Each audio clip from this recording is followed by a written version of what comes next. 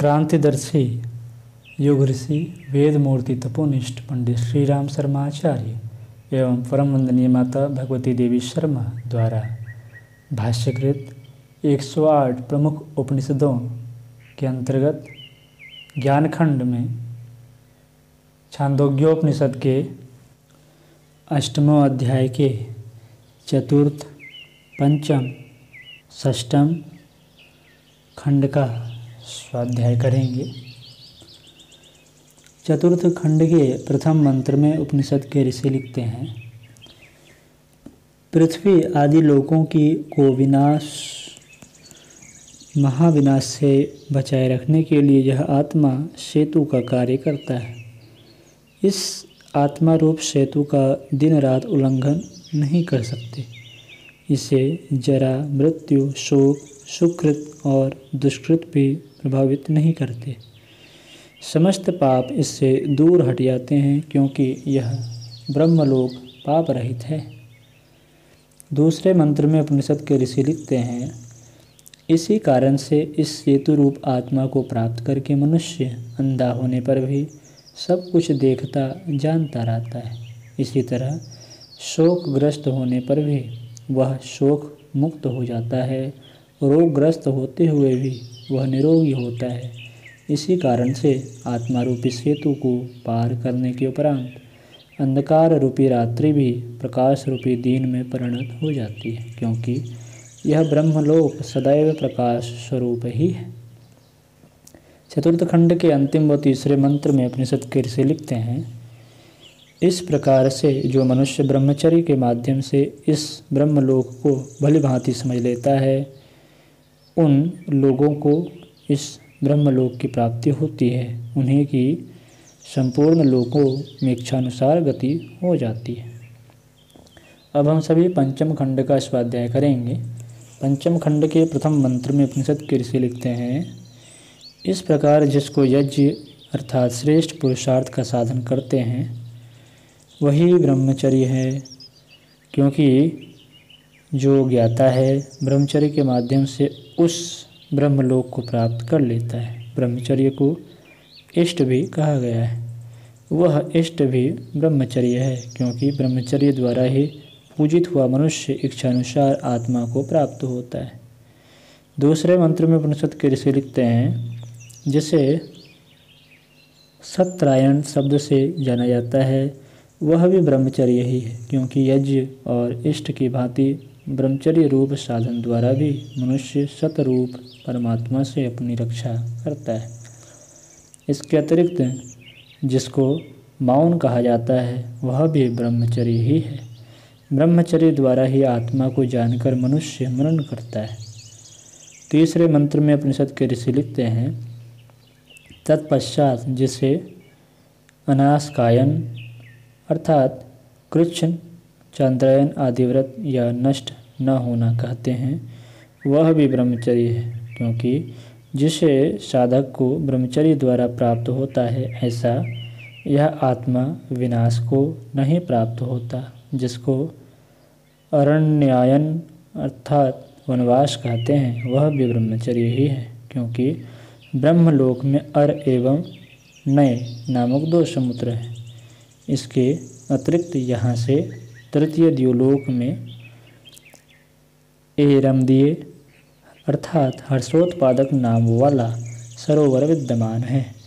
वही सोमसवन नामक अश्वत्थ अर्थात अमृत श्रावी वृक्ष है। वहाँ पर ब्रह्मा की अपराजिता नाम की पुरी है तथा वहाँ ही प्रभु के द्वारा विशेष रूप से रचित स्वर्ण के समान मंडप विद्यमान है। पंचम खंड के अंतिम व चौथे मंत्र में उपनिषद के ऋषि लिखते हैं, वहाँ उस ब्रह्मलोक में जो भी मनुष्य ब्रह्मचर्य के माध्यम से अर तथा नय नामक 2 समुद्रों को प्राप्त करते हैं, उन्हीं को इस ब्रह्मलोक की प्राप्ति होती है। उन मनुष्यों की समस्त लोकों में इच्छानुसार गति हो जाती है। अब हम सभी षष्ठः खंड का स्वाध्याय करेंगे। षष्ठः खंड के प्रथम मंत्र में उपनिषद के ऋषि लिखते हैं, जो कमलाकर वाले हृदय से संबंधित नाड़ियाँ हैं, ये सब पिंगल नामक एक वर्ण विशेष से युक्त सूक्ष्म रस से संपन्न है। ये सभी शुक्ल, नीली, पीली और लोहित रस से युक्त है, क्योंकि यह आदित्य पिंगल वर्ण का है। यही आदित्य शुक्ल है तथा यही नील वर्ण का है, यही पीला है और यही लोहित वर्ण भी है। इसकी व्याख्या करते हुए युग ऋषि लिखते हैं, इसी उपनिषद में अध्याय 3 के खंड 1 से 5 तक आदित्य के विभिन्न वर्णों, पक्षों तथा उससे संबद्ध अमृत प्रवाहों का वर्णन किया गया है। यहाँ उस वर्णन की संगति बैठती है। स्पष्ट है कि यह आदित्य सूर्य से भिन्न कोई सर्वत्र संचरित स्वप्रकाशित आत्मतत्व सदृश से ही कुछ है। दूसरे मंत्र में उपनिषद के ऋषि लिखते हैं, प्रस्तुत विषय में यह उल्लेख है, जिस तरह से कोई त्रिशाल महापथ इस समीप एवं उस दूर दोनों ग्रामों को पहुँच जाता है, ठीक उसी प्रकार से सूर्य की ये समस्त किरणें इस मनुष्य में और उस आदित्य मंडल में दोनों लोकों में प्रवेश करती हैं। वे रश्मियाँ सदैव इस आदित्य से ही निःसृत होकर समस्त नाड़ियों में व्याप्त हो जाती हैं और जो इन नाड़ियों से निःसृत होती हैं वे सभी इस आदित्य में व्याप्त हो जाती हैं। तीसरे मंत्र में उपनिषद के ऋषि लिखते हैं, इस प्रकार जब सुप्तावस्था में अच्छी तरह से तल्लीन हुआ व्यक्ति प्रसन्न होकर स्वप्न नहीं देखता, उस समय यह इन नाड़ियों में गमन कर जाता है।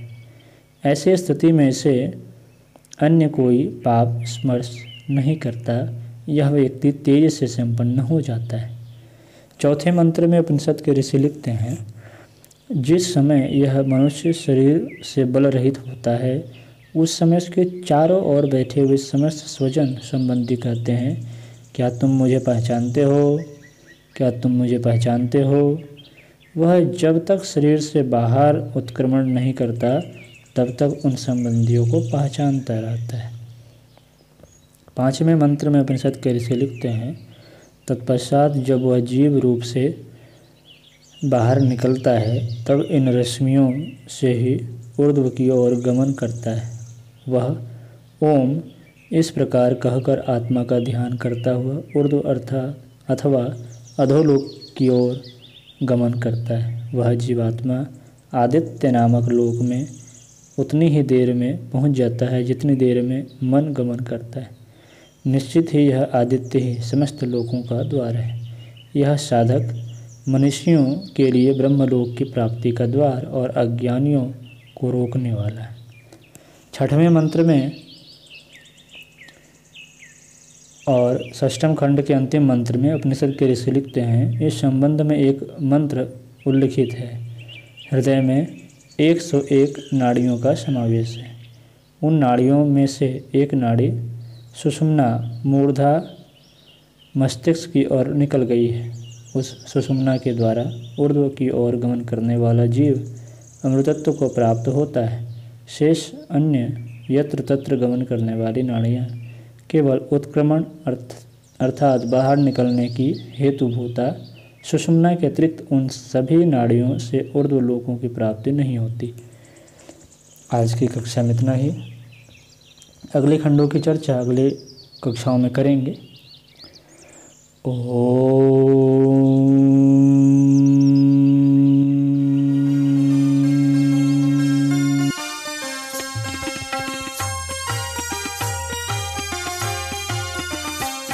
चलो गुरुदेव के सपने सजाने की शपथ ले लें। चलो गुरुदेव के सपने सजाने की